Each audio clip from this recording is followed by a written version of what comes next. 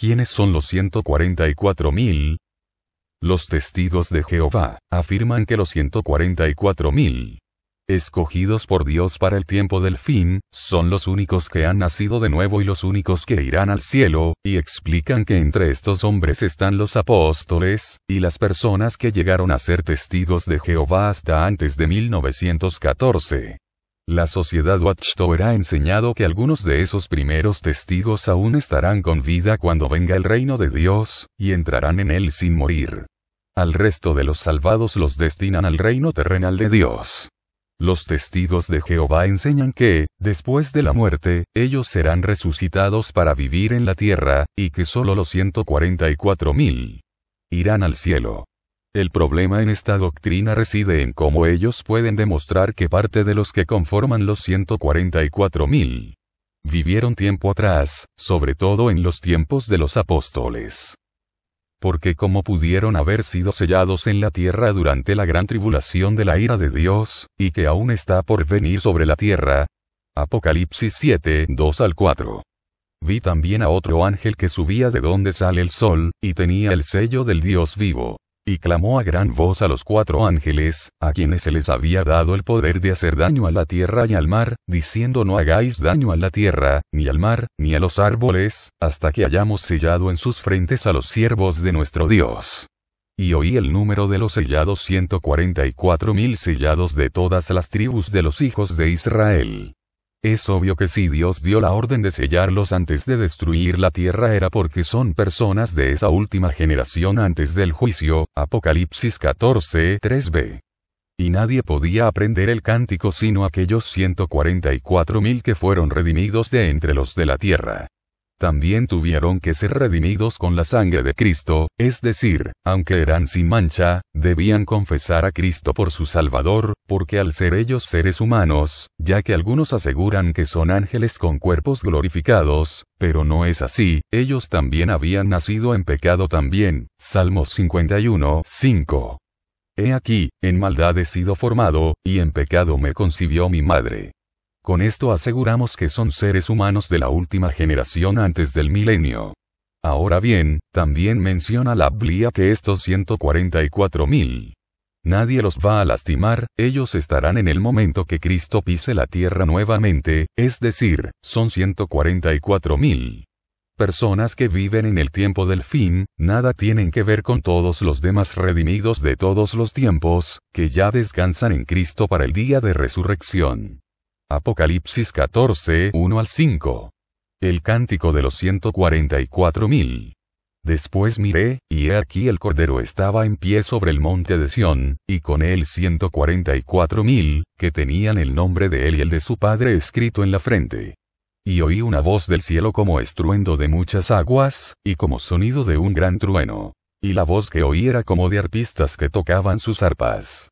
Cantaban un cántico nuevo delante del trono, y delante de los 4 seres vivientes, y de los ancianos.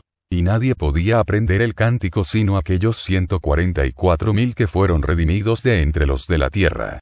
Estos son los que no se contaminaron con mujeres, pues son vírgenes. Estos son los que siguen al Cordero por donde quiera que va. Estos fueron redimidos de entre los hombres como primicias para Dios y para el Cordero.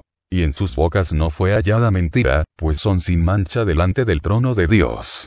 Obviamente la mayoría de los apóstoles eran casados, es decir, no eran vírgenes, por lo tanto ¿dónde quedarán todos los fieles siervos de Dios del primer siglo que fueron miles, y además casados? Obviamente que no solo estos 144.000 tienen la herencia de los cielos, sino que toda su iglesia, como lo comprobaremos con la Biblia en este estudio.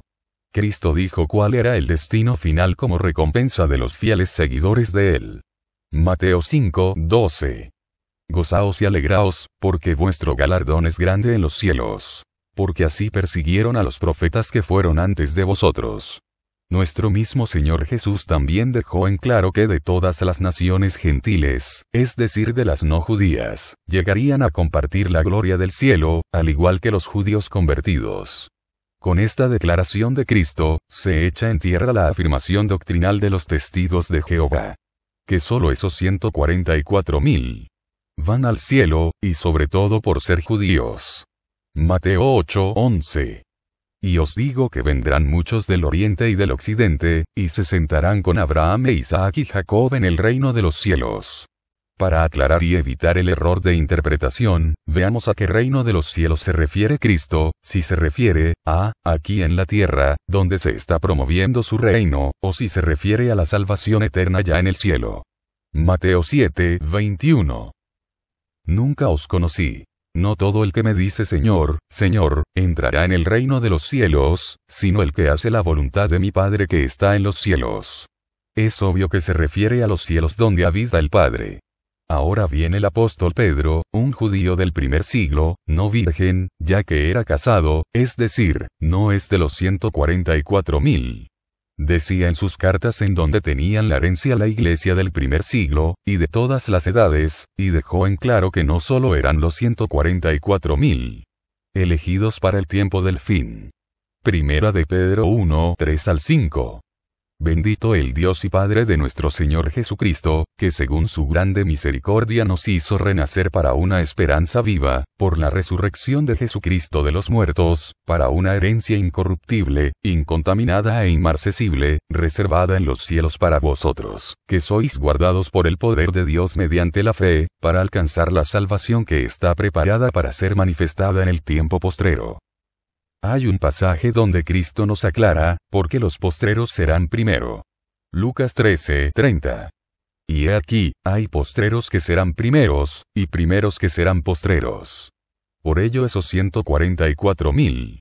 Como humanos postreros son las primicias para Dios, los postreros primeros. Apocalipsis 14:4. Estos son los que no se contaminaron con mujeres, pues son vírgenes. Estos son los que siguen al Cordero por donde quiera que va. Estos fueron redimidos de entre los hombres como primicias para Dios y para el Cordero. La mejor manera de confrontar sanamente una doctrina falsa, es al exponer claramente la doctrina verdadera según la Biblia, y en este caso en particular, exponer la doctrina sana, sobre la herencia en los cielos de los salvos. Entonces debemos investigar para quién está reservada esta salvación, según la Biblia, y como observamos en este pasaje de la primera carta de Pedro, es una herencia para todos en la iglesia de Cristo, para todos los hijos de Dios es la promesa. Apocalipsis 19:7. Gocémonos y alegrémonos y démosle gloria. Porque han llegado las bodas del Cordero, y su esposa se ha preparado. Cuando nuestro Señor hablaba de una recompensa de salvación, era precisamente, una herencia en el cielo. El Señor dijo que a todo aquel que venciere, es decir a todo el que guardase fielmente su salvación, ya otorgada por gracia, aquellos que la habían cuidado con temor y temblor, y al final salieron vencedores en el tribunal de Cristo. Apocalipsis 2:7. El que tiene oído, oiga lo que el Espíritu dice a las iglesias. Al que venciere, le daré a comer del árbol de la vida, el cual está en medio del paraíso de Dios. Apocalipsis 3:12. Al que venciere, yo lo haré columna en el templo de mi Dios, y nunca más saldrá de allí. Y escribiré sobre él el nombre de mi Dios, y el nombre de la ciudad de mi Dios, la nueva Jerusalén, la cual desciende del cielo, de mi Dios, y mi nombre nuevo. Apocalipsis 3:21. Al que venciere, le daré que se siente conmigo en mi trono, así como yo he vencido, y me he sentado con mi Padre en su trono. Cristo habló del lugar donde ya siempre estaríamos con Él toda la iglesia. Por un lado nuestro Señor nos aseguraba que teníamos no solo que nacer de nuevo, sino que también dejarnos cambiar y transformar por Él, para hacernos tan inocentes como un niño sin malicia, para ir al cielo con Él al morir. Mateo 18:3. Y dijo: de cierto os digo, que si no os volvéis y os hacéis como niños, no entraréis en el reino de los cielos. Es por este motivo que Cristo les dijo a sus discípulos, que tenían que esperar al Espíritu Santo, para ser revestidos de poder de lo alto, que era necesario ese poder llamado, gracia de Dios, y este serviría, por un lado para ser testigos de Cristo, y por otro lado para ser transformados, como una nueva criatura, de gloria en gloria a la imagen de Cristo, y además que por un tiempo tendríamos que cumplir una misión de anunciar de Él, y de su salvación al mundo, y en medio de ese tiempo, irnos perfeccionando en santidad, para después estar ya con Él en el cielo. Juan 13:36. Le dijo Simón Pedro: Señor, ¿a dónde vas? Jesús le respondió: a donde yo voy, no me puedes seguir ahora, mas me seguirás después.